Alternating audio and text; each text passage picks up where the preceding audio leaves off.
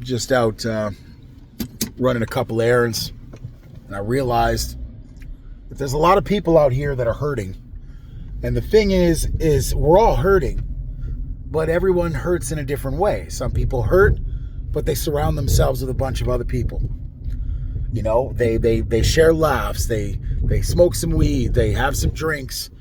They definitely, try to be social, which is a good thing. It can be a great thing. But I think you can also get lost in that be in that world where you're trying to be social. You know what I'm saying? You're trying to be social because you don't want to be alone with the thoughts in your head.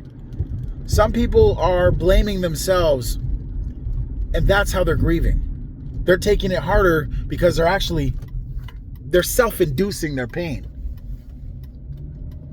And maybe to some degree, maybe some people in some certain situations do deserve a little bit of self-hate. You know what I'm saying? If I screw up and I'm going to hold myself accountable, I am my biggest critic. I can be hard as hell on myself, but I always make sure that I'm also giving myself credit for how far I've come.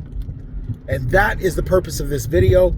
I don't want you to just stop scrolling and see this video and then move on with your life. I want to plant a seed in your brain to make you think, what are you doing in your personal life to help you manage to deal with the bullshit that you had to deal with, the things you may have had to go through and struggle with alone. Maybe people in your life don't even know that you've had to deal with this.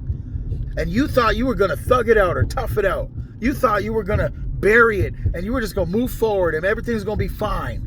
But every now and then, when shit gets hard, and I'm talking about things that you can't control and the walls feel like they're closing in on you, every now and then, those times, during those tough times, that's when it hits you hard. That's when you realize that grieving is still a thing in your life. You may have felt like you're cured or healed. Nah, man. I've been grieving since 2008. Okay? I've been grieving since 2008. And I'm grieving many things. I'm grieving my son, of course. But I'm also grieving the life that I would have had. Because you never know what would have been had certain events not taken place. You feel me? So I want you to understand it takes a lot of courage to not only face your demons, but to speak about them. It takes so much courage to do that. So if you are one of the people in this world that made a decision in your life to not just speak on it, but surround yourself with other people speaking on it, I want to let you know, welcome to the 1%. Welcome to the 1% of people that are choosing to live rather than watch other people live. Because grieving, crying, all of that is healing. It's also keeping the people that we miss and the things that we honored, that we loved and mattered so much to us, it's also keeping those things relevant.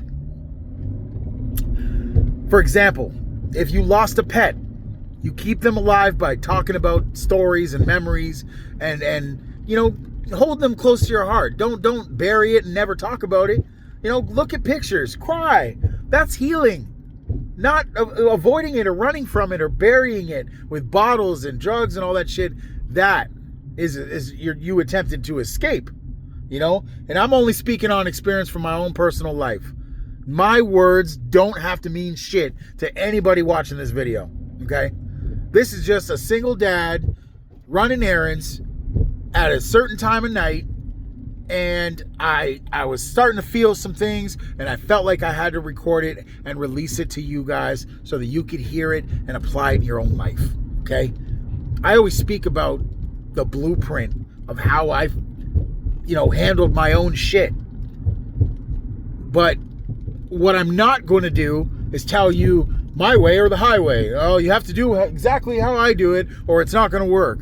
That's not what I'm saying. I'm telling you, I'm sharing with you how I make it through.